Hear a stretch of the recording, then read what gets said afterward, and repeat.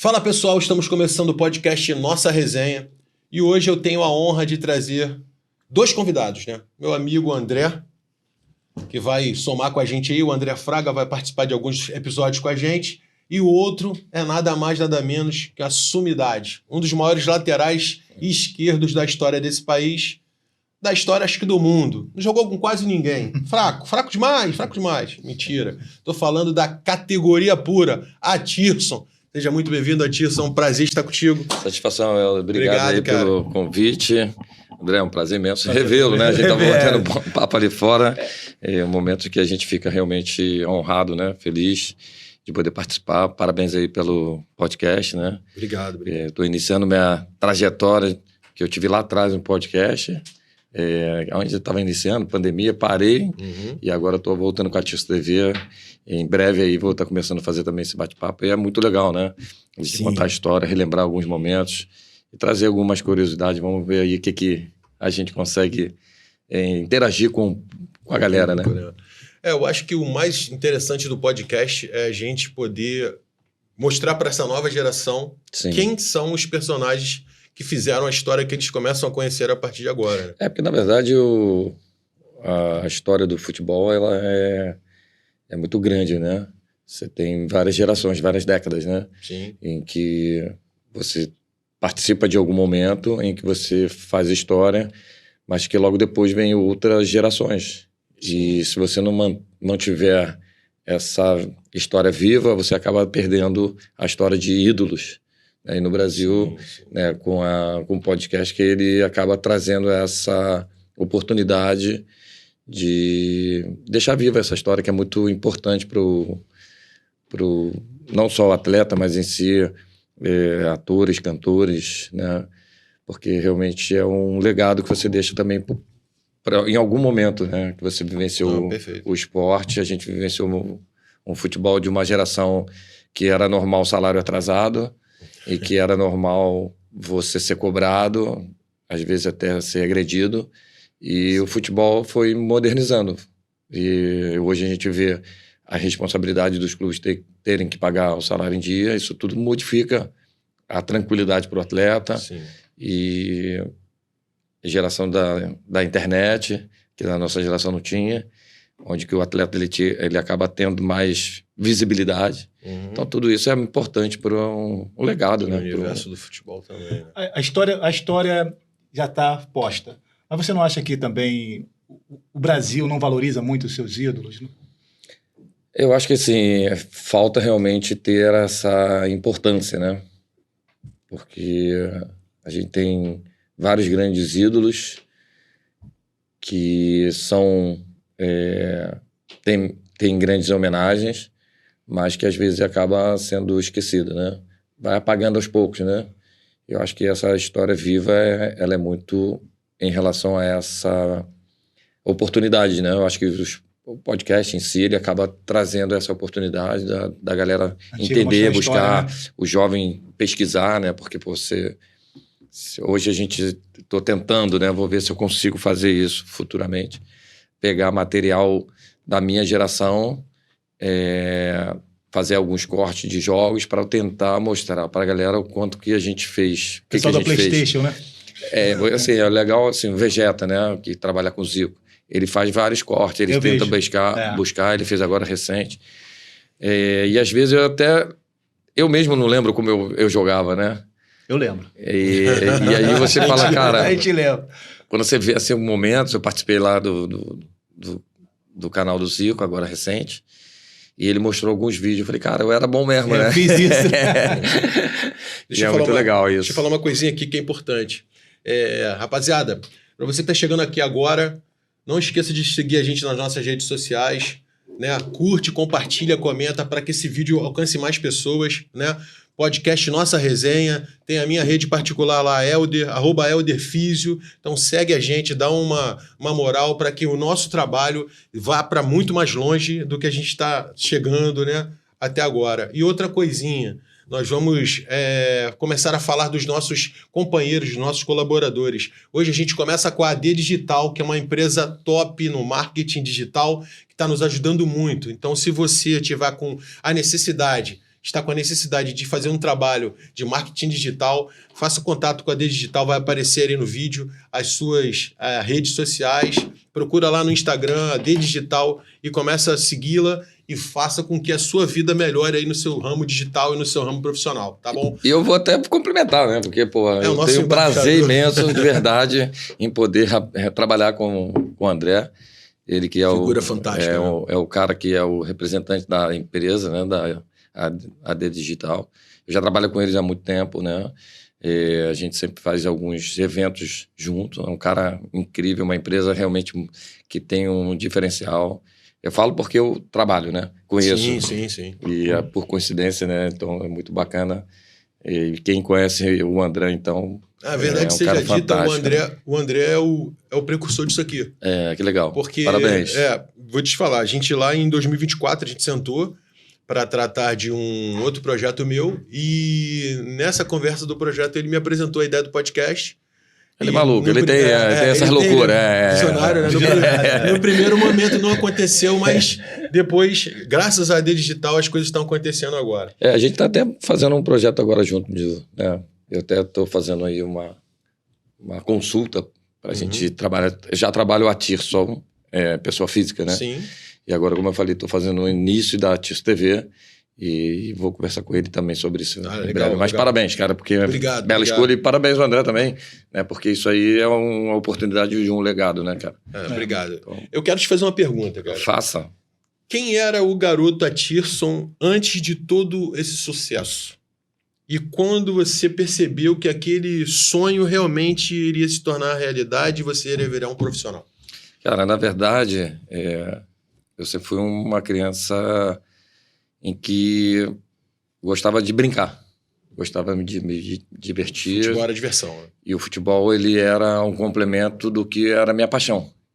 Perfeito. O futebol era a minha paixão, era o que eu mais gostava de fazer. Então, era um prazer imenso em poder realmente... Às vezes, minha mãe saía, morava na Forte São João, na Urca. Meu pai é militar, a gente tinha ali um espaço ali no Forte São João, para quem conhece. E eu ficava na rua até tarde, jogando bola. Ficava, né? Minha mãe gritava se não chegasse, às vezes, no horário para jantar ou para dormir. Assim, um cordão. Aí já tomava uma lanhada, né? Então, assim, eu aproveitei muito minha infância até os 14 anos. Sim. Porque eu morei ali dentro, tinha 2 praias, campo de futebol, quadra de tênis, tinha tudo, né? E ali eu fui uma criança realmente que aproveitei e com segurança. Mas tipo, foi ali que começou... Foi ali que começou tudo. Alguém te olhou de dentro do Porque, na verdade, ali dentro do Exército, a gente já tinha uma escola que o Bittencourt, né? Que era também militar, sim, que fazia os treinamentos, que fazia às vezes uns amistosos. Ele fazia os treinos de quarta e sábado e a gente sempre jogava contra o time do Zico e tal. Dali a gente foi jogar contra o América, futsal. A gente foi jogar um jogo amistoso, a gente não jogava futsal, a gente jogava só futebol de campo. Sim. E aí a gente foi lá no América, no Campos Sales, tinha ali a mistura de jogadores um pouco mais velhos, porque a nossa... Era mais escolinha. E com isso a gente ganhou do América. E o Wilson Bafora, que era o treinador do América, que fazia ali girar o campeonato, o futsal do América, ele falou: qual a tua idade? Já pegou eu e Samuel, mais outro jogador, para jogar no América 2, 3 jogos. Aí dali eu joguei contra o Flamengo. E dali do Flamengo... O Silvio de Piro, falecido, advogado que era do Flamengo. Hoje o filho dele é Rafael, jogou comigo até na época. Falou: Tirso, ele falou pro meu pai, leva ele lá para treinar no campo do Flamengo, que ele tem muito potencial. E engraçado que meu pai era sócio do Flamengo. Eu treinava na escolinha do Flamengo, mas não fui olhado pela escolinha do Flamengo. Sim. Fui olhado por outro lugar, na escolinha da Urca e o América, que me oportunizou a ter esse olhar. Você acha que foi componente também de sorte, mão de Deus? Se não for, só Deus, cara. Porque assim, eu estava dentro do clube e não fui olhado de dentro do clube. Do clube, porque é a escolinha também. Sim, claro. E Deus usou um formato para oportunizar, para mostrar para o Flamengo. Quando tem que acontecer, Deus faz as coisas. Exatamente. Né? Quando eu fui treinar no campo, choveu lá. Quando chove, na época, não tinha treino no campo. Para não estragar, porque treinava ali na Gávea, atrás do campo. E para não estragar o campo... pro profissional, a gente... E aí o Silvio falou, ó, hoje não vai ter treino, foi cancelado, mas à noite tem futsal. Você quer esperar? Isso 2 horas da tarde, eu treino 9 horas da noite. Aí meu pai falou, e aí? Eu falei, quero, pai, lógico. Aí ali tinha um mercado, né? Eu não vou falar o nome do mercado. Ali, né, na época, do lado da Gávea. Aí meu pai falou, vamos lá comer um salgado, alguma coisa. Aí fomos lá, fizemos uma comprinha e tal. E fiquei esperando até 9 horas da noite. Chegou às 9 horas da noite, treinei no futsal, fiz 2 gols, arrebentei com o treino, treinei muito. Tinha o Bruno Quadros, que virou jogador, Tiano, que virou jogador. Tinha... Tiano, que era o coordenador do Botafogo. Isso, Nando, que hoje é treinador até do Flamengo. E quem era o diretor? Nando goleiro, que você falou. Não, Nando era jogador, era um back. Hoje ele é treinador do Flamengo. E quem era o supervisor? Anderson Barros. Pô, que isso? É o que tá no Palmeiras. Que tá no Palmeiras, foi no Flamengo profissional. Ele teve o olhar e falou assim... Mas treinei... o Anderson Barros tava no América. Não, tava no Flamengo, no futsal do Flamengo. E aí o Marcão, o treinador, eles reuniram ali, coisa de 5, 6, 7 minutos de treino, já tinha feito 2 gols, já tinha acabado com o futsal. E aí ele falou, tem que trazer esse menino pra cá. Pega ele. E aí... Já, né? Aí, assim, na verdade, pô, cara, pra mim era só diversão. Eu entrava, não tinha essa preocupação, Flamengo, pesa pra mim. Não, porque eu sou Flamengo. E não pesa porque eu gosto, era a minha paixão jogar futebol. E o legal é que eles já viram aquilo ali e falou, traz o documento, você vai ter jogo já no final de semana. E aí foi legal que a gente foi olhado por um olhar diferente, né? O Anderson Barra acabou... né, se tornando um grande gestor, né, de futebol, né, hoje é uma grande referência. Sim. E ali ele até botou um apelido, né, no meu apelido, foi muito legal, porque meu nome é muito complexo, assim, né, para as criançadas falar e tal, e tinha um meio que apelido pra galera e tudo, e aí ele tentava ali, aí teve uma brincadeira de sorteio lá e tal, ele falou, sopa de letrinha, vou botar seu apelido. Várias letras juntas e não tem repetição de letra, sopa de letrinha. Eu falei, caraca, que legal. E aí foi realmente um momento incrível em que dali eu acabei seguindo minha vida, né? Deixa eu te fazer uma pergunta. Você viveu um dos momentos do Flamengo mais difíceis para um profissional. Né? Que foi quando a gente faz uma fase de transição da geração de 81, né? Sim. Para a transição 90, sim. Transição 2000, que é um momento em que o Flamengo passou por enormes dificuldades. Sim. E ver hoje todo esse glamour que existe, Flamengo bilhão, e você viveu o Flamengo carrinho de mão. O Flamengo não era... essa estrutura, essa potência que tem, né? Tinha só o terreno, o Jorge Gelau lá. Como você, hoje, fazendo parte de toda essa estrutura do Flamengo Bilhão, como você enxerga isso tudo no processo de formação do atleta? Cara, assim, legal a pergunta pra caramba, uma pergunta muito complexa, né? Porque a gente tá falando de um gigante do futebol, mas que vivia momentos muito delicados. O presidente do Flamengo, Márcio Braga, na época, falou, acabou o dinheiro. Essa frase é marcante. Até hoje eles fazem meme com a gente. Porque, na verdade, não só o Flamengo, mas vários grandes outros clubes também viviam dificuldade, mas que você antecipava as verbas, né? De patrocinador, tipo a TV. Pegava vários anos para frente. Não tem condição e tal, mas o clube tem que trazer ídolos, o Flamengo tem que, exemplo, né? Qualquer outro time, ia se endividando com isso, ia aumentando o seu poder financeiro, né? Sim. Então, assim, eu peguei momentos no Flamengo que fiquei 10 meses sem receber salário. Nossa. 6 meses no profissional, 10 meses na base. Na base eu recebia ajuda de custo. Né? Para a gente fazia muita diferença, porque era onde a gente conseguia se locomover para ir treinar, né? Sim. E quando não tinha, a gente tinha que inventar. Ou passava por baixo da roleta, ou a gente usava roupa de colégio público. Sim. Eu estudava em colégio público. Uhum. Só que o meu colégio público era Sambódromo. Uhum. E eu ia pagar. Então, às vezes, você tinha que... Porque meus pais, não, assim, 4 filhos, né? Meu pai, né, com 4 filhos, tinha muita verba...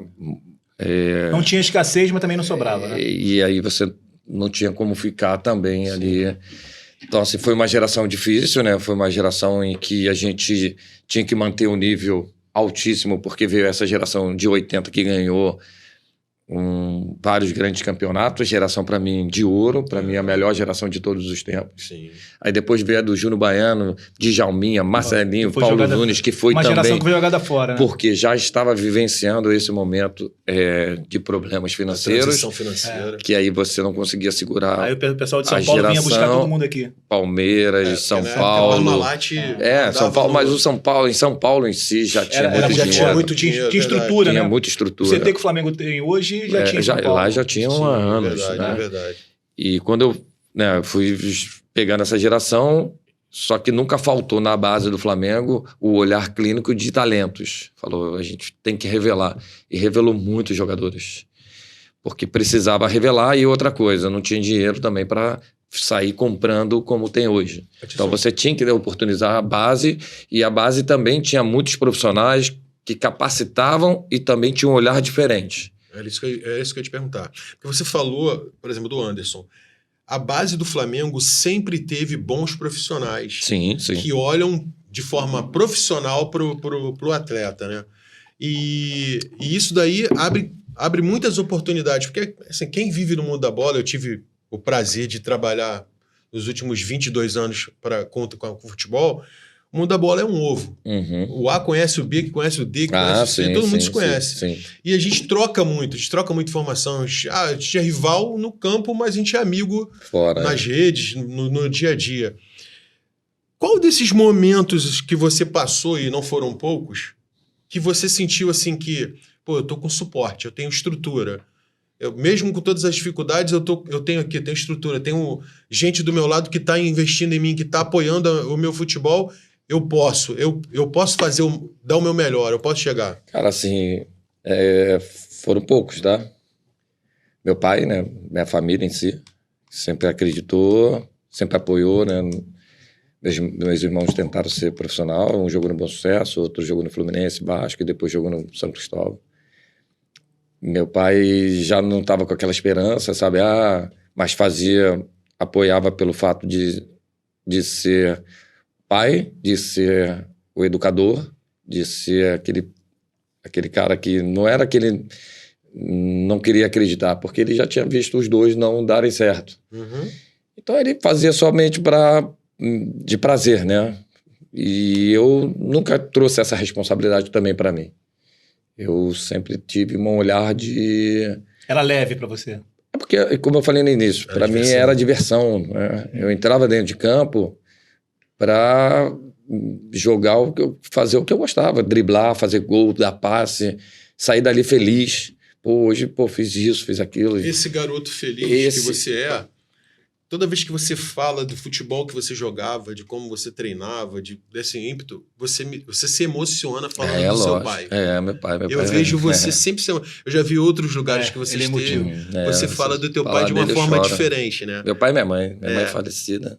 Você fala porque, assim, a família é fundamental, né? E você é um mega pai. Eu vejo as suas redes sociais, você também é um mega pai, apoia um dos seus filhos, suas filhas, perdão. E você acha que falta isso, Adilson, para os pais de hoje? Parabéns também por ontem, o Dia dos Pais. Para nós, né?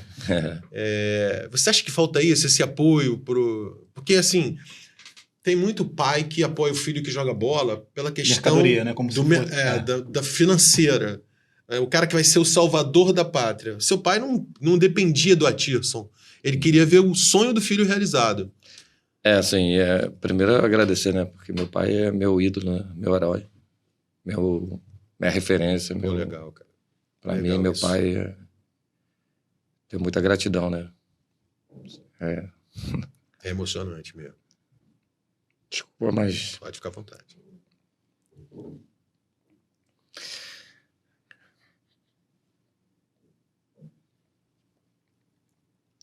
É carinho mesmo, é orgulho, né? Isso é lindo, cara. Perdi minha mãe, eu sinto muita falta dela. Ainda tenho meu pai, mas... Meu pai é o cara que fez acontecer. Que eu tenho muito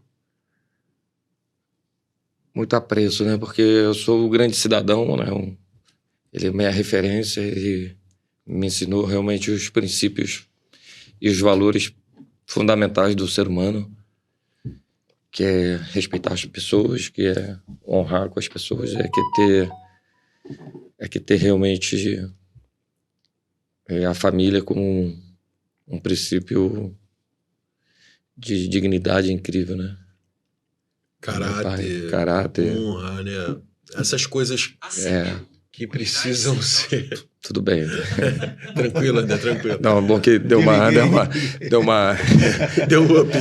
Deu uma alegrada. Então, assim, meus pais em si, meu pai, eu tenho muita gratidão, né? E eu vejo hoje, assim, e ele não me cobrava em relação a isso, em relação a se tornar um atleta, você tem que ser o atleta. Não, ele nunca trouxe... algumas coisas ele me falou, assim, depois que eu me tornei um atleta. Eu nunca falei para você que nas arquibancadas as pessoas falavam de A, B, C, D e você nunca era mencionado que você seria um atleta. Nunca falei, porque isso não ia te agregar em nada. Para mim doía, mas eu não acreditava que as pessoas estavam falando. Isso é interessante, né? O cara é pai, mas ele é pai e é da arquibancada. Da arquibancada, isso torcedor, é interessante. Apaixonado por futebol. Ele tá ouvindo o que estão falando até do filho dele, de repente. É isso. Então, assim, é um cara que gosta do lindo futebol. Ele não gosta só do Flamengo, ele gosta do futebol bonito. E você falou uma coisa interessante, que é o fato dele não te contaminar.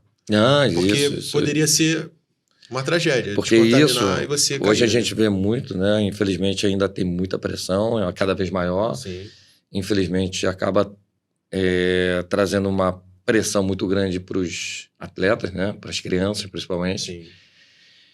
Em que as crianças, eles às vezes não querem mais seguir porque é tanta pressão e acaba perdendo o gosto de fazer o que ele gosta. Eu trabalho na base e vejo isso acontecendo direto. É então, muito ruim. Isso é muito ruim. Muito ruim. E outra coisa que me deixa muito preocupado, que a gente tem que começar a olhar diferente, as federações, CBF, em que os pais estão indo aos jogos não para assistir o seu filho e se divertir. Estão ali para cobrar árbitro, xingar jogador, xingar adversário. São crianças, gente. Isso não pode, é inadmissível.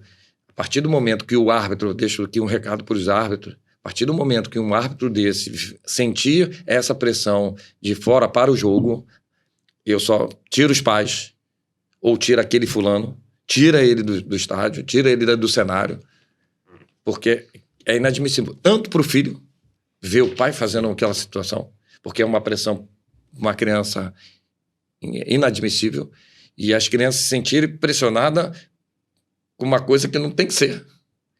Que então, é um caráter formação, né? Cara, tipo, eu vi esses dias um vídeo, eu fiquei muito decepcionado, muito triste, com o árbitro discutindo com os pais do lado de fora. Falei, não, isso base. Mas isso é comum, tem sido muito comum. Né? Mas não tem que ser comum. Não, tem sido muito comum. Isso tem que ser aberração. A partir do momento que o árbitro sentiu, não tem a lei do racismo, não tem a lei... Tem que ter essa lei contra os pais, que estão cada vez mais violentos e agressivos. Essa interferência externa. Você falou de geração. Teve a geração do Zico, a geração do Júnior Baiano, Marquinhos, Djalminha, a sua geração. Você não acha que, falando do Flamengo especificamente, você não acha que a escassez oportunizou vocês?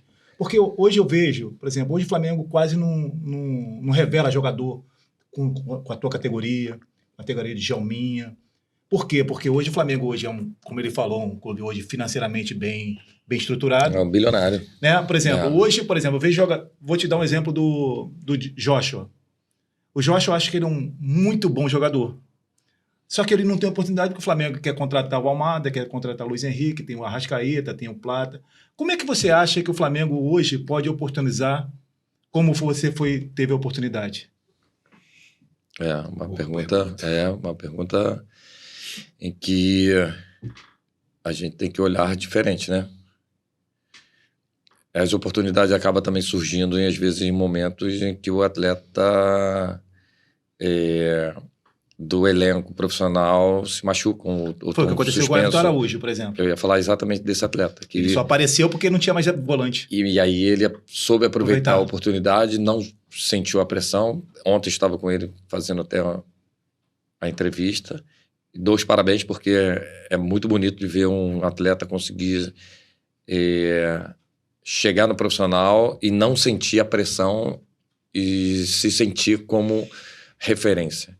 Ele é a referência da base, ele é o grande momento do Flamengo da base. Eu acho que tem que ter uma mescla. Tem que ter uma mescla em que a direção, a diretoria, não só do Flamengo, mas de todas todos os clubes brasileiros, principalmente. Porque sabe qual é o grande problema do futebol brasileiro hoje? Que paga muito bem. Hoje um garoto da base... Hoje, para você sair para um futebol europeu, você pensa muito. Porque você, às vezes, tem um contrato aqui que te deixa, fora, né? Que te deixa tranquilo. Quanto lá fora. E aí você, antigamente, não. Antigamente você recebia um salário menor aqui e lá fora muito alto. Então você tinha que apresentar aqui para ser comprado por lá. Uhum. Ainda tem isso, né? Os grandes jogadores. Né? Mas quando vou dar um exemplo de valores ali entre 150, 200, 300 mil, que é um salário hoje praticamente normal de Série B. A e B do Campeonato Brasileiro, para um jogador normal. Sim. E aí como é que você vai conseguir encontrar no mercado fora do país que pague também esse valor? Às vezes você pega um atleta, não quero, estou acomodado, vou sair daqui. Por exemplo. E aí você acaba não conseguindo oportunizar a base. Porque você tem um elenco quantitativo muito alto e qualitativo muito alto. Porque você contrata muitos jogadores com potencial. Às vezes não rende. Sim. Né? Às vezes tem alguns problemas e, infelizmente, acaba não rendendo. Vou dar um exemplo que hoje, infelizmente, ainda não conseguiu atuar no Flamengo de um nível altíssimo. Não, Saúl. Porque teve lesões, teve seus problemas. Um baita jogador com muita qualidade. Né? E aí você vai lá e traz o Jorginho. Mas o problema do futebol é justamente esse, né? Você tem o achismo de que não, vai dar tudo certo. Eu contrato você, não, vai dar tudo certo. Ele vai chegar e vai jogar e vai vingar e vai arrebentar. Seremos campeões. Tipo o que aconteceu com você, Itália. Você sai do Brasil, você vai para a Itália, você tem acho que 5 oportunidades de jogos lá. Eu joguei pouco lá, até porque eu tive um problema de saúde quando eu cheguei lá. E você é um lateral que jogava fora do sistema defensivo deles, né? Que você tinha o costume de jogar para frente.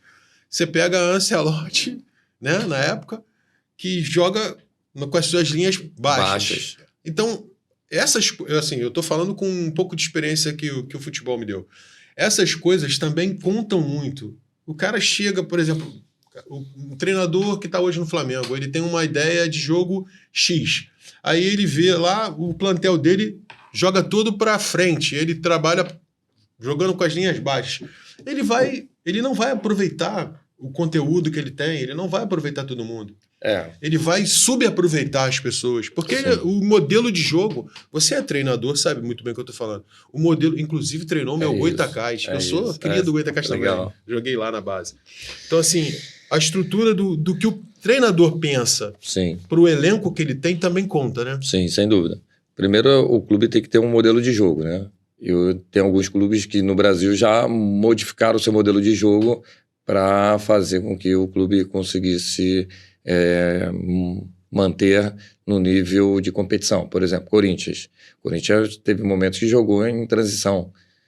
Você não vê isso no São Paulo, você não vê no Flamengo, você não vê no Cruzeiro. O Flamengo nem dá, né? Se você fizer isso, jogar em bloco baixo e sair só em transição, a torcida vai... Flamengo não em algum momento acontece, porque às vezes o adversário te faz jogar isso, né? E tá tudo bem. Faz parte. E acontece, às vezes você não tá no momento, você acaba baixando suas linhas e sair em transição. Mas jogar o tempo todo desse formato... Tem clube que não vai aceitar. Aí entra a metodologia para você captar na base talentos. O que eu quero para o jogador profissional? Por exemplo, minha geração já tinha ali o Leonardo fazendo muito essa função como um lateral ofensivo, um lateral...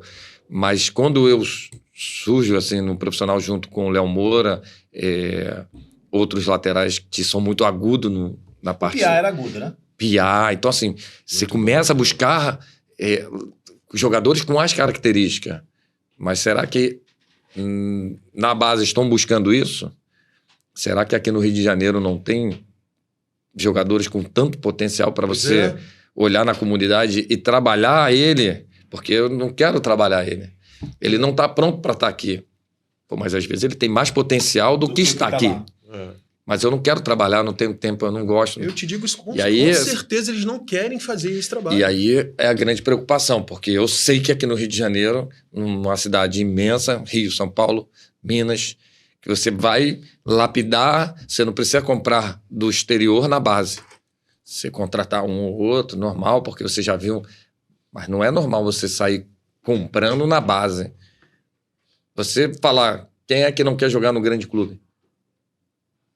Sim. Então, mas o seu sonho era jogar Flamengo. Hoje, o garoto de 13, 14 anos já não tem mais o sonho de jogar no Flamengo, no Botafogo, no Corinthians. O sonho dele é ir para a Europa. Mas aí ele tem que pensar em que ele só vai para a Europa se ele passar pelo Flamengo. Se ele jogar em algumas categorias. Mas não é assim hoje em dia? Eu vejo porque é mercado, né? Televisão, internet, né? Internet. Você passa todos os jogos do futebol de todo mundo hoje em todas as plataformas.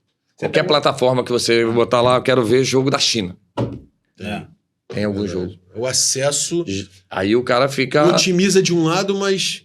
Vamos botar assim a palavra. Só que assim, meu sonho é porque eu fui criado vendo o Flamengo jogar. Meu pai me ensinou, me levava para o Maracanã. Não é porque... porque meu pai era minha referência para isso. E eu via a galera subindo aquela arquibancada, aquela escada. Antigamente era, você descia e depois subia. Hoje não, você desce e já entra no gramado plano. 7-7. Então, quando você descia a escada, ficava ali naquele momento que você ia, era um retão ali de uns 20 metros. Você ia até chegar para subir de novo a escada, você fazia aquela corrente final. Primeiro jogo que eu fui jogar no Maracanã foi contra o América, na base. E aí, quando eu pisei assim, eu falei, cara... Eu vou entrar pela primeira vez no estádio que eu sempre entrei para ver de cima. Cara, aquilo ali... choque, né? E aquela coisa de você... tô subindo a escada, você vai subindo a cabeça, né? Ali a cabeça vai... E você vai começando a lembrar, tô entrando no Maracanã. E aquela multidão... Então, assim, aquilo ali era uma das coisas que era o meu sonho. De entrar no Maracanã. Flamengo e Fluminense, por exemplo. Que tinha muitas... rolos de papel das duas torcidas, pó de arroz vinha, Maracanã ficava lindo das duas, porque era dividido. E era uma época melhor, né? Maracanã era muito mais Flamengo e Vasco, que era encantador. Então você fala assim, cara, eu fui criado dessa forma. Então você passava o campeonato italiano na Band. Domingo, eu sou dessa geração. Pra ver o Napoli, que era o Maradona e o Careca. O Careca e o Alemão, né? E o Alemão, mano. Mas a dupla ali do ataque, eu queria assistir os dois. Aí o Zico então, eu domingo, o que eu fazia? Ayrton Senna. Isso aí. Quando eu tinha corrida, porque o Ayrton Senna era, pra mim, o maior ídolo de todos os tempos. Foi muito bom você falando do Ayrton Senna. Cara, e aí eu vivi um dos maiores momentos no Maracanã. Foi programa de domingo. Morava dentro do Forte São João. Morava onde tinha praia, sol. Então, assim, tinha uma programação na minha mente quando era domingo. Quando eu não jogava ainda, era praia, sol, Maracanã, futebol. Praia... Ayrton Senna, feira, voltava, almoço, 4 horas da tarde, o que a gente fazia? Jogo. Então, assim, cara, era uma coisa que...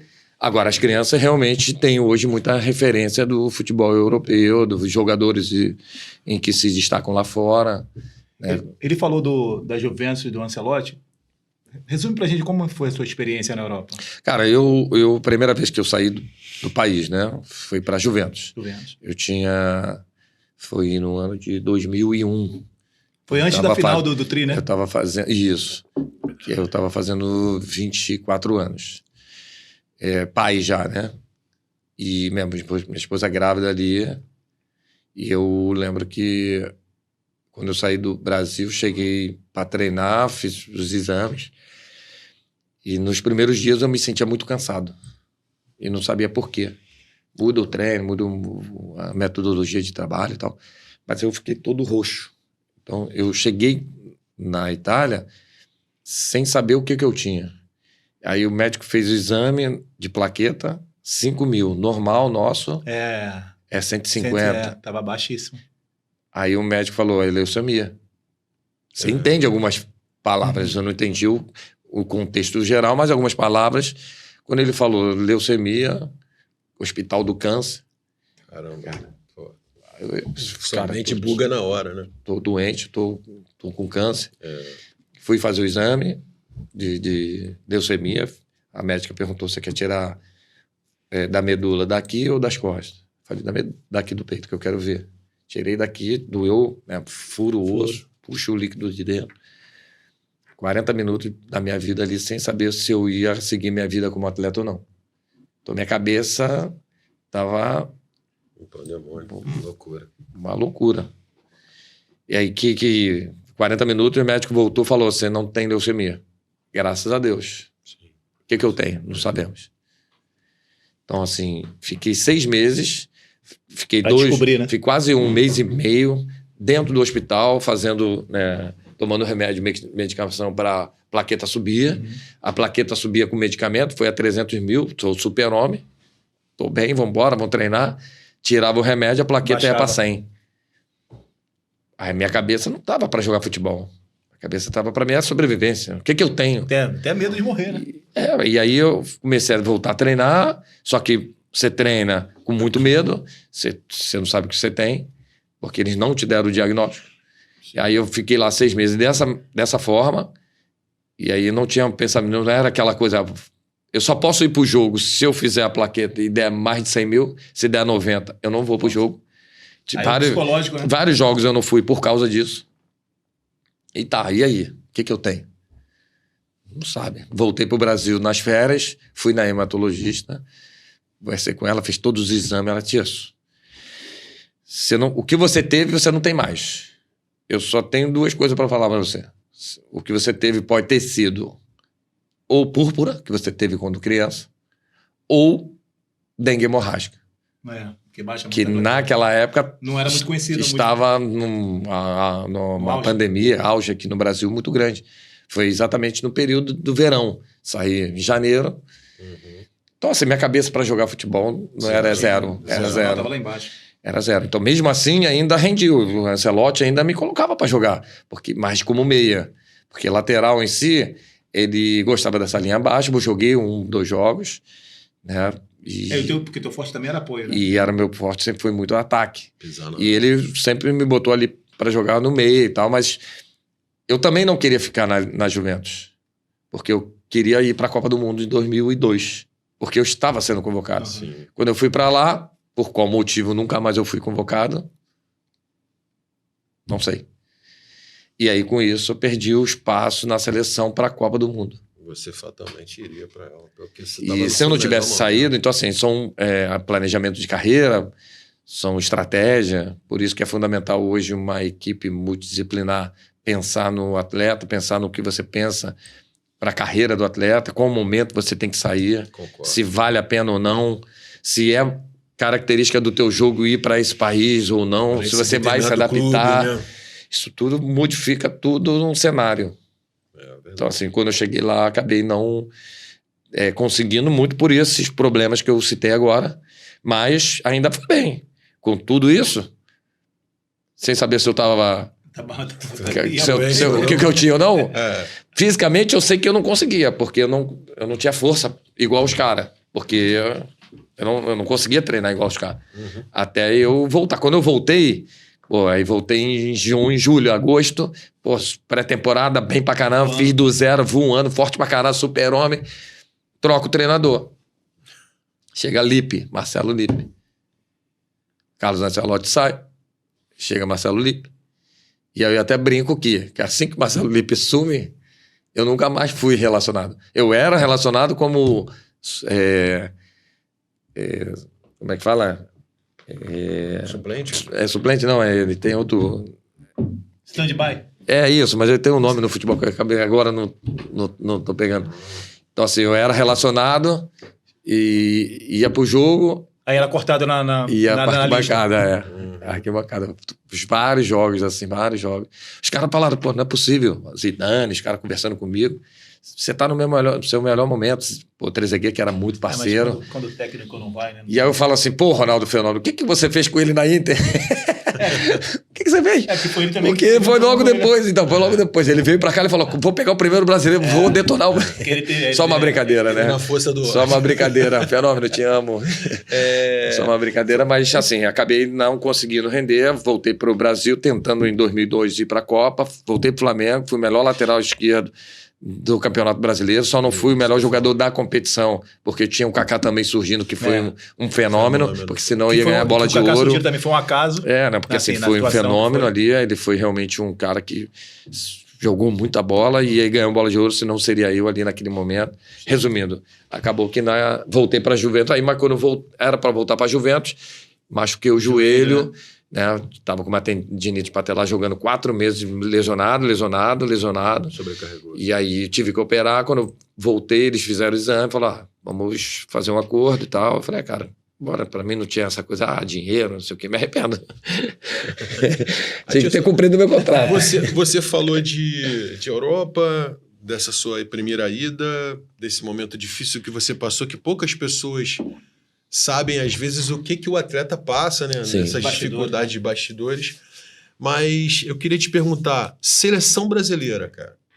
Tipo assim, você vai para a seleção brasileira de 2002 achando que você tá na Copa, pô, tipo, tô dentro, vai tá bom. Você não é mais convocado, a seleção é campeã. Qual é essa sensação que fica, cara? Porque pra mim, mano, é o fim do mundo, pô. Eu tô no grupo a vida toda, o período todo. E depois eu não sou chamado. Foi o pior momento da carreira? Não, o pior momento sempre são lesões, né? São lesões, são momentos que você tem que passar por superação. Momento que você acaba não sendo relacionado para a última convocação, você fica realmente triste, né? Mas a vida segue, pô. Você não pode deixar aquilo ali. Isso não fez você mudar em nada? Não. Tinha que seguir minha vida. Assim, é lógico que você fica feliz pelo Brasil ter ganho, vários amigos estão ali, você fica feliz por eles, né? Mas você sabe que você estava ali para ser convocado, né? Você estava ali na véspera da convocação. Por algum motivo, né? Não sei qual, eu imagino. Eu tenho na minha mente, mas não posso falar. Mas são situações que a gente fala, caraca, poderia ter sido um pentacampeão do mundo. E você sabe que esse tipo de coisa que aconteceu com você, aconteceu com mais outros vários jogadores, outros, né? Muitos outros, vários grandes jogadores. Eu acho que um caso parecido com o teu foi do Alex. O Alex foi era para estar junto com a gente na mesma Copa. Nessa mesma Copa, Foi... Djalminha. Só que mas o Djalminha ainda teve isso, né? Teve um problema com o treinador. Teve a muleta do cara pra usar essa muleta para fazer, porque ele teve o lance lá porque o Djalminha é gênio, cara, também. Alex e ele e gênios. É como falar da questão do Romário na Copa. O seu maior ídolo no futebol? Cara, assim, o maior ídolo é o Zico, né? Nossa geração ali. Então, cara... Só que aí eu brinco, pô, eu comecei a ser o Zico quando jovem, pegava 10, jogava de meia, ponta, driblava todo mundo. É o Zico, sou o Zico, na base, na base que eu falo ali, nas escolinhas e tal. Depois eu vou jogar de lateral no Flamengo, eu não posso mais ser o Zico na lateral, pô. Mas você foi. Aí você tem que brigar. Técnico, né? Isso, não. Você é muito técnico. Não, aí não. Aí assim, também. Mas obrigado. Eu falo isso porque eu acho que a técnica, hoje em dia, os caras buscam outras coisas, que é o físico, é o condicionamento. Mas eu acho que o cara técnico, hoje, se você joga hoje, tu ia brincar. Porque a gente vê cada cara aí jogando bola hoje que é difícil de você aturar. Obrigado pelas palavras. Fico feliz, né? Não é... Mas a referência depois começou a ser o Leonardo. Gostava muito de ver o Leonardo que tecnicamente jogar. Você era melhor que ele. E antes do Leonardo, eu gostava muito do Piá, cara. Piá, apesar das cobranças e tudo, ele tinha um passe, um cruzamento, o último o cruzamento dele era muito bom. E aquilo me fez me aperfeiçoar. Porque eu precisava dar sequência aos grandes laterais que passaram no Flamengo. O que era? Cruzamento, Jorginho, Leandro, Júnior, aí veio o Piá. Pô, cara, os caras eram muito bons. O próprio Léo Moura também depois, né? Aí eu falo, eu preciso dar sequência a esse último... Esse legado da qualidade no último terço. E aí eu busquei outras coisas. Eu tenho que também ter um diferencial meu. É drible, é finalização de fora da área, é o gol, é ser protagonista. E aí eu comecei a buscar. Foi aí a característica. Durante muito tempo e aí você foi o protagonista do Flamengo. E nesse período de laterais, começaram a surgir outros grandes laterais. Na mesma geração. Eu briguei com o Gilberto ali por vaga, que jogava muita bola, que tinha várias características, várias valências importantes no futebol. Sim. Aí tinha o Felipe, tinha o Felipe no Vasco, que jogava de um drible incrível, que eu joguei contra ele desde a base e o Gilberto. Aí tinha Serginho, que tinha uma característica incrível. Roberto Carlos, que era o cara mais... teoricamente completo ali na posição. O Júnior do São Paulo, que era do Palmeiras, que foi do São Paulo, que foi pra Copa. Aí, cara, você fala, cara, tem essas referências, eu tenho que ter algo diferente deles. Pra poder... Foi onde que eu comecei a finalizar, comecei a entrar dentro da área, comecei a fazer dribles. Essa sua característica de botar o pé na área e largava a lateral, falava, obrigado, Leandro Ávila, Jorginho, Vagnão, fico aí, me ajuda aí. O zagueiro Álvaro falou, tia, você pode ir na seleção? Chegou a jogar com o Álvaro? Vai, na seleção? Mas no Flamengo Sub-20 não. No Flamengo não. Sub-20, Olimpíadas, ele falou, vai embora, vai aqui, eu seguro pra você é bom no ataque. Eu acreditava, né? Mas era bom. Assim, da arquibancada, a gente tinha essa sensação de que, tá difícil. Você ia decidir, entendeu? Teve um período que isso era muito assim, legal, cara. Obrigado, nação. É sério, isso era muito legal. Falando como torcedor, a gente chegava na arquibancada e, cara, hoje... E eu não tinha nem essa noção. Eu fazia porque eu gostava muito. Acho que vai ter que ser notícia. Tanto que você já ouviu várias vezes, né? O Felipe Luiz falando. Sim. Ele, o maior ídolo do futebol dele é você, cara. Obrigado, Isso é muito legal, né? Cara, assim, você um dia quer ser... E ele foi gigante na Europa, né? Você quer ser somente um atleta, né? Você quer virar um atleta. E daqui a pouco você quer fazer história no clube. E aí você quer ser igual aqueles... laterais que eu citei, igual o Leonardo pra mim. Quero ser igual o cara. Aquilo ali foi uma inspiração. A referência era ele. Porque assim, eu não vi o Leandro jogar de lateral, vi o Leandro jogar de zagueiro. Não vi o Júnior jogar o tempo todo de lateral, vi ele jogar de meia.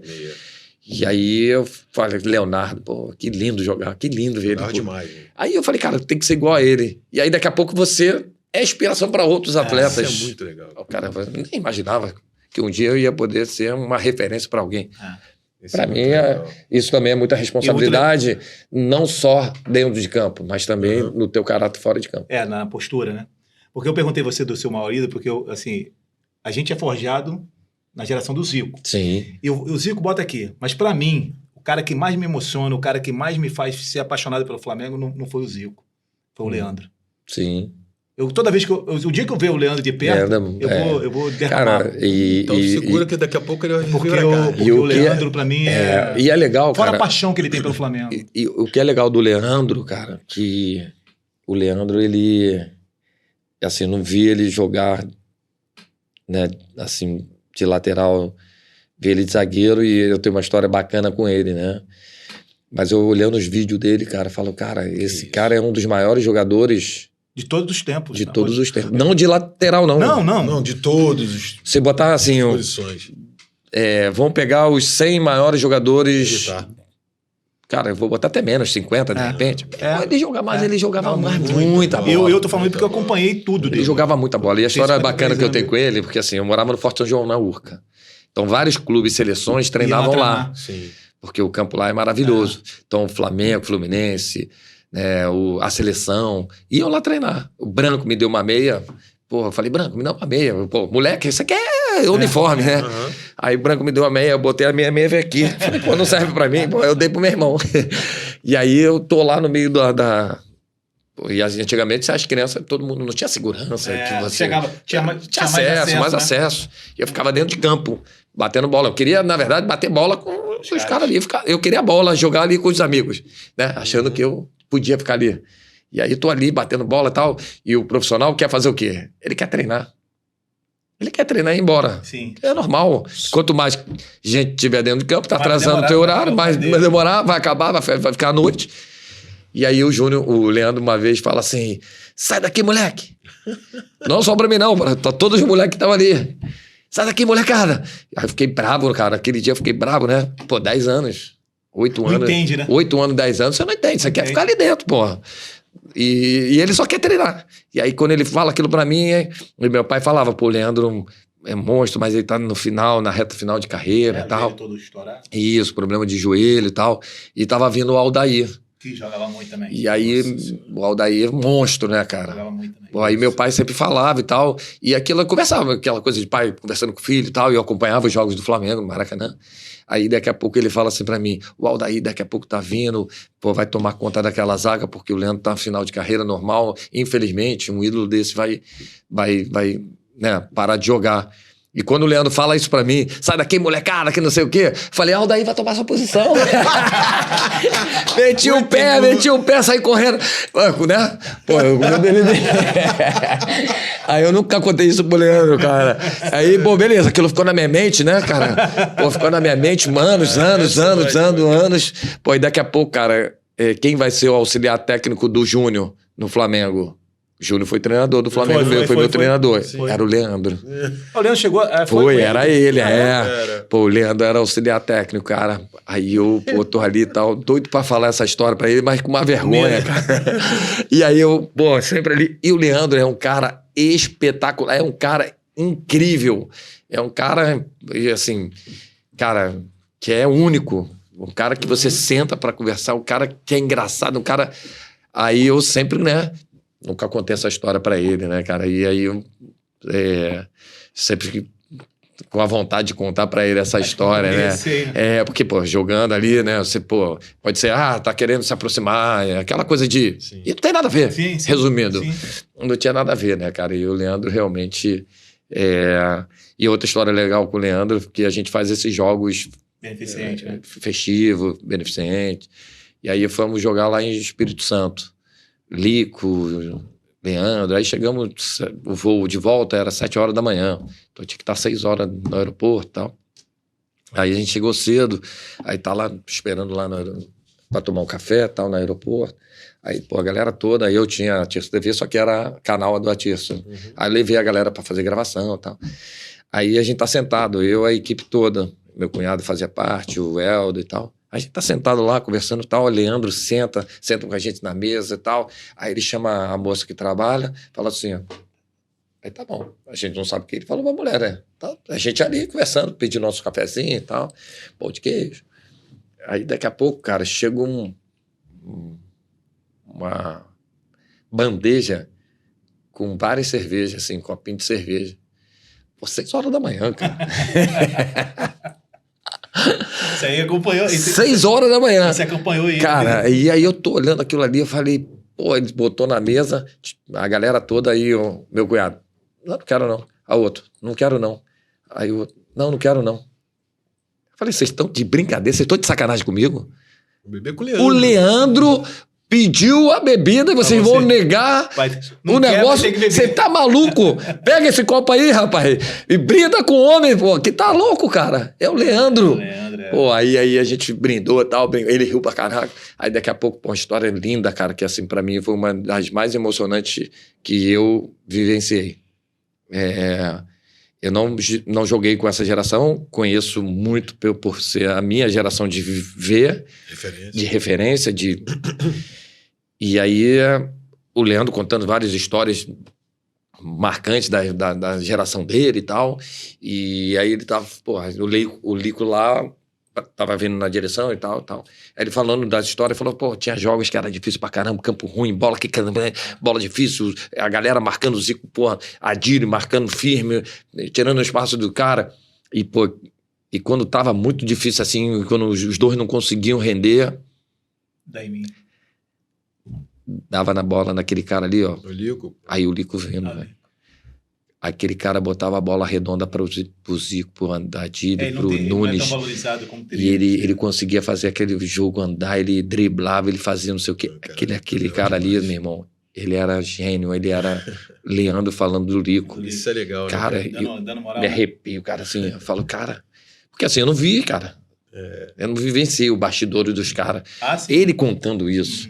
E aí ele vem, e ele emocionado, assim, meio que chorando, né? Porque ele também é igual você, emotivo. Cara, quando ele veio assim, cara, os dois se abraçaram, eu falei, cara, que uma das cenas mais brilhantes, assim, que eu pude vivenciar, cara, foi... muito bacana, né? Então, assim, os dois, assim, um valorizando o outro, aquela geração, né, cara? Isso é, então, assim, isso muito legal. O Leandro realmente, assim... Fora do contexto. E aí, agora, recente, a última dele, rapidinho, a gente foi pra final da Libertadores. Sim, não. E eu, comentarista, né, na Flamengo TV, e ele como convidado do Flamengo. Aí a gente sentou na mesinha, um pouco distante ainda do embarque, conversando, ele, Raul, batendo aquele papo no meio da mesa, pô, cara, vambora, tá na hora, pô, senta ali, eu só gosto de ouvir, cara. Pô, cara, eu sou fã dos caras, né? Aí eu sentado ali e tal, batendo aquele papo, a resenha, tá, vambora, vamos embarcar, vambora, vamos, andamos 10 minutos para chegar no embarque. Chegamos no portão de embarque. Aí o Leandro... Esqueceu. Vocês pegaram meu telefone? Meu telefone. Falei, cara... Acho que eu vi. Você tá de brincadeira? O João Guilherme tava com você. Tava, isso. Eu vi. Você tá de brincadeira? Eu vi isso. Aí ele, pô, Tício, tá aqui comigo não. Eu vi Raul, eu não tô brincando não, agora é sério mesmo, não tá comigo não. Porque, né, você pode brincar e tal. Falei, caraca, sério? Então calma aí. Saí correndo, cara. 10 minutos correndo. Voltei 3 minutos e meio correndo. Voltando, mas muito abafado. Cheguei lá na mesa, telefone ali paradinho. Falei, graças a Deus. Peguei o telefone, botei e voltei correndo. Só que quando eu voltei correndo, encontrei o João Guilherme. Sim, aí eu parei, aí eu fiz o vídeo, aí ele não entendendo nada, eu gravei e tal. E voltei, cheguei lá, aí ele... Conseguiu? Eu falei, tá aqui, ídolo, toma seu telefone de volta. Tô te devendo cerveja pro resto da vida. eu vi essa gravação sua, eu acompanhei. Te amo, André. Ô, Leandro, a cerveja, hein? Esquece não, aquela... Ele falou uma coisa aqui. Para você que chegou aqui agora, esse é o nossa resenha. Então, você que tá curtindo esse bate-papo legal aqui com a Tirson, vai lá nas nossas redes sociais, clica, compartilha, comenta muito, dá um engajamento pra gente continuar trazendo mais convidados nesse naipe aqui.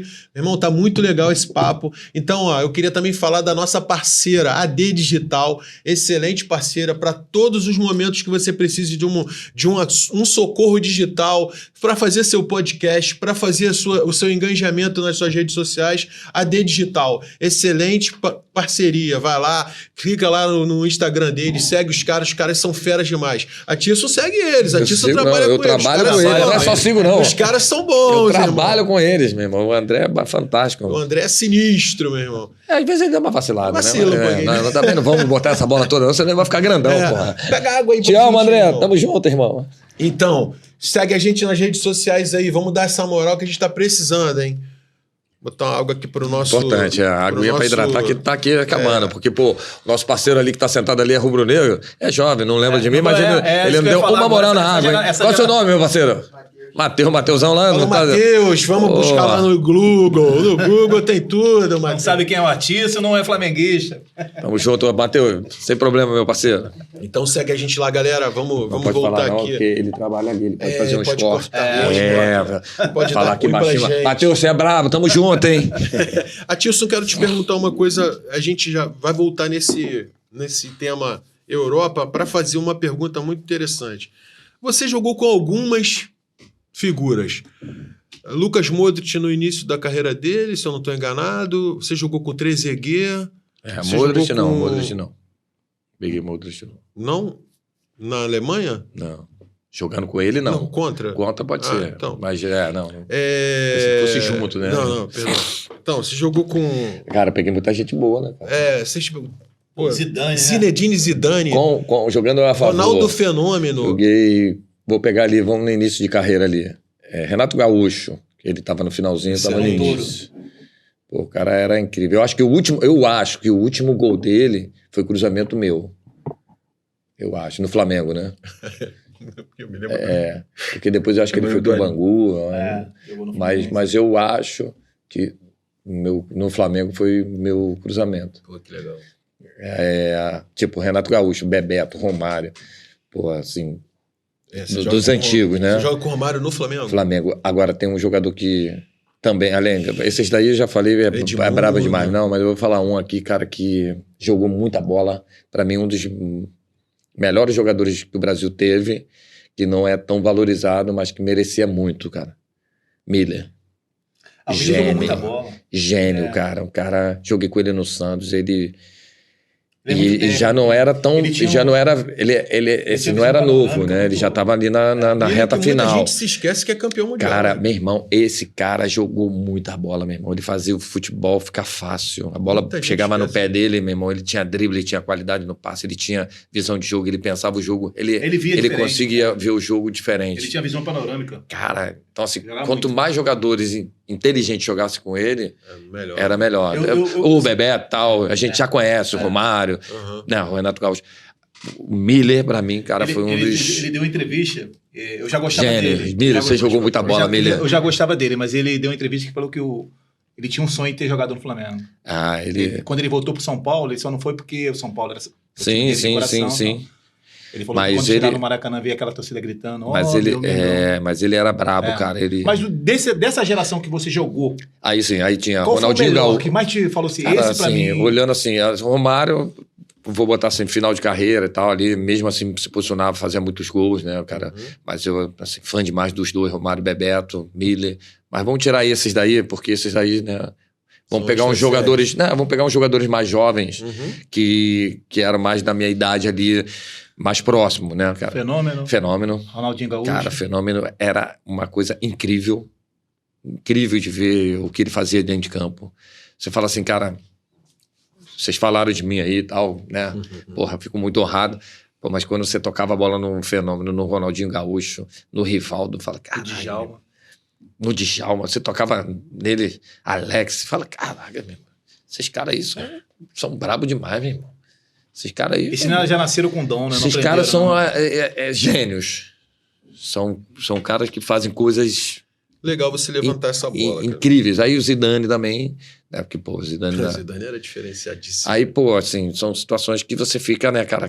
Pô, quem jogou mais? Não tem como falar um que jogou mais. Cada um com as suas características, né?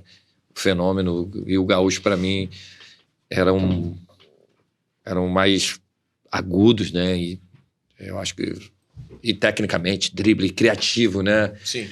Eles tinham a criatividade dentro deles. Eles criavam situações para sair daqueles conflitos do jogo. E com facilidade. Porque para eles eram coisas... Pensava, fazia e pronto. Craque, deixa eu te fazer uma pergunta. Pode ser até uma pergunta que te deixe numa saia justa. Mas eu acho ela fundamental. Por exemplo... A gente teve agora a Argentina chegando na final da Copa do Mundo. Teve a Argentina campeã do mundo na penúltima Copa. A Argentina esperou o Messi para contar com o Messi para uma final de Copa do Mundo. E foi campeã. E o Messi mostrou que tinha ainda muita garrafa velha para vender. A gente vê em outros países as seleções esperarem por seus... craques, por seus jogadores... Pelos diferenciados. Por que no Brasil a gente não consegue aceitar e esperar o Neymar? Por que a gente tem que descartar o Neymar?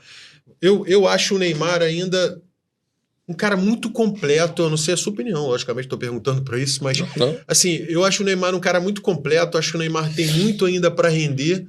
Pode doar se ele quiser. Tem esse detalhe, se ele quiser. Né? Porque... Preciso responder. Mas assim, veja bem, tu vai entender o que eu tô falando. Porque às vezes o cara quer, André, mas o universo que tá ao redor atrapalha demais. Às vezes o cara quer jogar bola, às vezes ele só quer fazer como o Matias falou, só quer ser feliz, só quer jogar bola. Mas, pô, se o cara sai com uma mulher, nego fala, se ele der um papá... outro dia estavam reclamando que ele tava dando comida pra filha dele com um garfinho diferente. Pelo amor de Deus, cara. Tem determinadas coisas que... mas é rede social, extrapola, né? Entendeu? É rede social. O que você me fala um pouco a respeito disso? Cara, em relação ao Messi, o Messi, ele pediu para não jogar mais na seleção. não quero mais ser convocado. Isso antes dele ser campeão. Porque estava muito pressionado. Ele cobravam muito dele, né? Que ele jogava na Espanha, não jogava. Ele também tinha um fantasma Maradona. Beleza. Aí chegou um grande treinador, falou pra ele: tu é meu.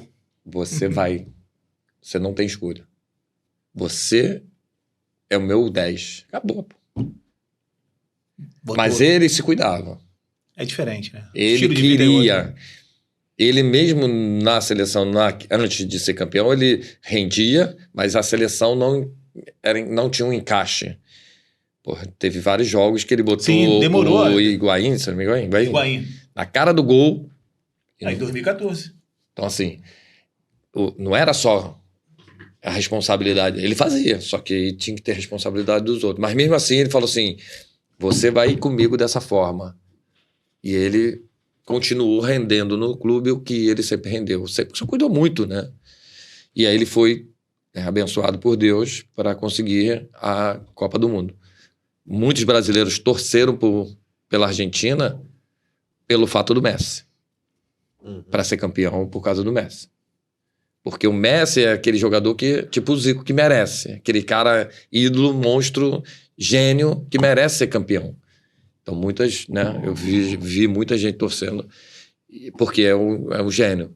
E realmente ele conseguiu chegar a fazer tudo o que ele fez na seleção por causa de alguém, treinador, naquele momento, apoiar. E o grupo também. Eu acho que foi o Scaloni. Foi Scaloni. Que já tinha jogado. Foi quando ele foi campeão. Geração, a partir daí... Ela vem se consolidando. 2014, sim. 18, aí 22 e 26. Mas estourou 22 que foi campeão. Isso. Sim, mas teve esse 14. Período. Mas o Scaloni foi o grande responsável por construir o Scaloni foi em 2021. Essa mensagem pro Messi. Falou, eu preciso, você vai ser o nosso pilar. E foi. Foi isso aí. Beleza. O Messi também manteve o seu nível sem lesão, que faz muita diferença. Não, um jogador que tem várias lesões, que foi o caso do Neymar, você acaba não conseguindo atingir o seu auge, né? Físico, técnico, né? Dar o seu melhor. Psicológico até, porque a cobrança vem. E aí ele sai de Paris e vai para o mundo árabe. Quantos jogos ele jogou lá? Não, jogou 5. 5. É porque ele estourou o joelho? 5 jogos. Quando o Jorge falou que ele não tinha mais condições... Quando ele joga 5 jogos e tem a lesão, e aí você tem um período para recuperar até a Copa do Mundo, que seriam 2 anos, é querer muito, né? Dava se ele tivesse feito o que tinha que ser feito. Ele fez ali e tal, eu não vou entrar em detalhe porque é outro gênero do futebol, mas ele não conseguiu render o alto nível que a gente sempre viu, mas ele sempre foi diferenciado. Não, sempre foi. Ele é gênio. Só que a gente tá falando do alto rendimento do futebol, que é muita intensidade de força, velocidade, as valências, né, do futebol hoje exige muito. Diferente. Na Liga dos Campeões que o Barcelona ganhou, para mim ele foi o cara do... Assim, até para essa Copa agora, assim, muitos ficou metade, eu acho que ficou metade, dizendo, merece... Não, mereceu, eu acho que não assim, e foi convocado, entendeu? Ir para essa Copa, né? Eu acho que mereceu. Porque ele estava machucado também, teve a lesão, então assim, ficou período, então assim, diferente dos demais, de outros países. Vou dar um exemplo de um que aconteceu, foi o Ronaldo Fenômeno. Se dedicou, né? Ele teve uma lesão gravíssima. Muito pior. Né, para recuperação, mas ele se dedicou para aquilo ali. Foi o Zico em 86. Então assim, são lesões e... Lesões são lesões. Então, assim, às vezes o corpo vai responder bem em uma e mal em outra. Não quer dizer que seja pior, não. Mas assim, é uma pena. O caso do Neymar é um caso gravíssimo e a lesão do Ronaldo, pô, pelo amor de Deus. Não, então, mas é uma pena, né, o Neymar não ter conseguido, né, e ele não pegou uma geração também... Que ajudasse também, né? Que jogassem, tipo, com 4, 5 protagonistas Como foi nas outras épocas. Tipo, quando ele era o grande protagonista, o Vinícius Júnior estava iniciando. Sim. Não, quando ele, não, eu acho que o Vinícius Júnior não tinha nem Foi começado. na segunda, acho que segunda Copa, isso. Quem era da geração dele era o Coutinho. Foi na segunda Copa. O Oscar. Isso. Então, assim, aí você. Mas mesmo assim não era o Vini Júnior ainda. O Vini Júnior, que foi o melhor do mundo, foi agora recente. Que aí agora era para ele estar ali fazendo. E ele não estava no auge. Só que o próprio Neymar não estava nesse grande momento. Uma pena, mas assim, não ter encaixado as gerações para se fortalecerem, né? Que foi o caso de várias grandes seleções que a gente teve, né? Pela sua ligação com o Flamengo, você jogaria em outro time carioca? Jogaria. Como eu joguei no Botafogo. Jogou no Botafogo, é verdade. Porque, na verdade, eu sou profissional. A partir do momento que o clube, né, o diretor não... você jogou no Botafogo. Não tem interesse, você tem que continuar a sua vida. Teve muita forçação de barra para você ir pro Fluminense também. Quase fui pro Fluminense. E, na verdade, só não fui pro Fluminense porque eu tinha apalavrado com o Cruzeiro. Porque quando eu saí do Flamengo em 2005, a gente tinha férias de 10, 12 dias. E aí eu fui para minhas férias em Angra com a família. E aí tô curtindo a família e tal. Daqui a pouco o Abel me liga. Tirso, assumiu o Fluminense. Ele tinha acabado de sair do Flamengo, foi o Fluminense. Vamos fazer um grande time aqui. Já o Felipe tá aqui. Quero montar um elenco forte para ser campeão. Conto contigo. Eu falei, pô, professor, obrigado, mas eu assinei com o Cruzeiro. Eu tinha assinado. Assinou? Falei, não. Eu apalavrei com o Cruzeiro, só não assinei porque eu estou aproveitando minhas férias. Vem aqui conversar com o Celso Barra na Unimed. Era Unimed já, né? Falei, poxa, professor, se eu for, vai ficar feio para mim. Tentador. Pô, eu dei a palavra, minha palavra são meus valores, meus princípios. E eu só não fui pro Fluminense porque eu dei a palavra pro Cruzeiro e fui pro Cruzeiro. Entendeu?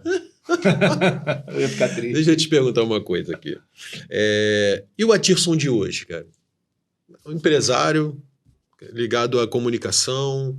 Você falou aí que seu podcast, você está trabalhando a ideia da Atirson TV. Sim. Você está na Flá TV. Flamengo TV. Na Flamengo TV. Como é que isso surgiu na sua vida? Como isso está te trazendo para esse universo da comunicação que hoje a gente não para, né, cara? Tudo chega muito rápido, informação. A gente tem que estar sempre ativo, atuante. Na verdade, assim, quando eu paro de jogar, eu me torno um empresário de atleta. Não tinha empresa, mas eu tinha um sócio, Fábio Burata até. A gente fechou com o Fabrício, que era um lateral esquerdo, né? O Fabrício que jogou no Internacional? Isso, então a gente levou ele pro Inter, fez um baita contrato para ele de 5 anos. E aí, nesse período, outras empresas vêm aliciar os seus atletas. Empresas que têm... que tem os grandes... É uma pena, né? Infelizmente, as pessoas acabam caindo nessa proposta, que às vezes vai oferecendo um monte de fundo. A proposta é alta para comprar uma casa, ou uma luva alta. E aí os empresários, o jogador, o pai, acaba aceitando, crescendo ali, precisando, e entende-se também, mas eu acho uma pena porque você tem um planejamento de carreira para o atleta. Foi o que a gente tinha, né? A gente tinha feito um planejamento, tinha feito um contrato de 5 anos, tinha tirado ele da Portuguesa, dobrado, triplicado o valor dele, conseguindo um contrato realmente muito bom, e no meio do caminho, uma proposta de uma empresa de São Paulo acabou fazendo a proposta para ele, e aí aquilo ali me desanimou um pouco. Falei, será que eu quero ser empresário?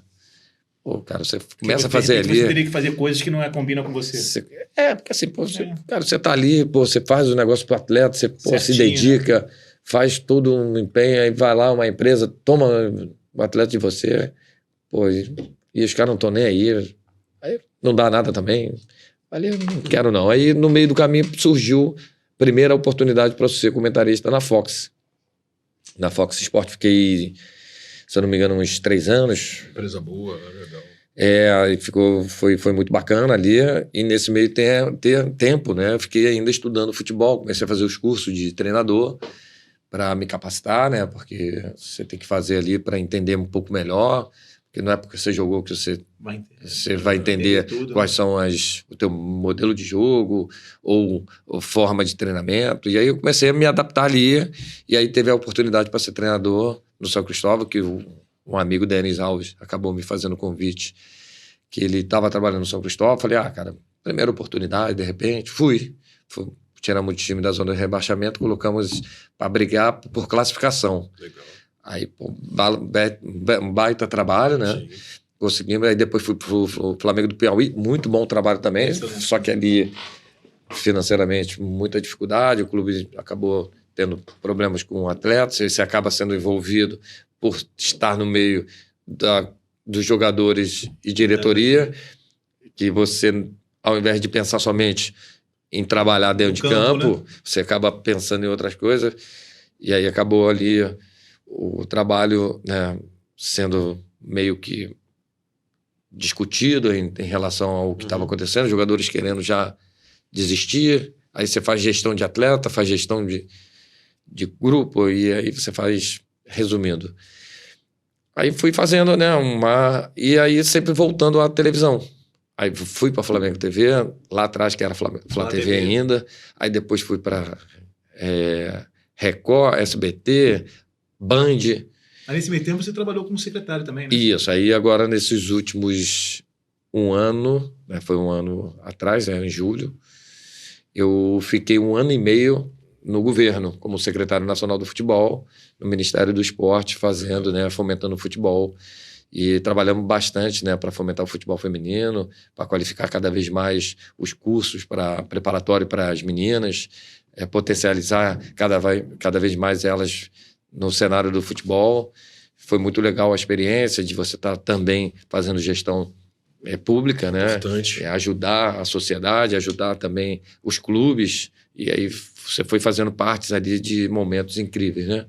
Aí saí agora recente, aí o Flamengo TV acabou fazendo a proposta agora recente, vai fazer 1 ano em novembro.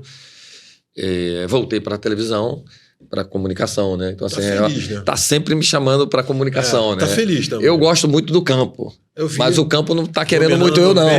Dominando no peito na hora da entrevista. O campo tá me deixando muito distante. Então, assim, como hoje eu tenho um contrato com a Flamengo TV, né, até 2027, estou muito feliz, né? Tá sendo muito legal essa interação com o público, com o torcedor rubro-negro, né, falar de Flamengo, falar dos jogos.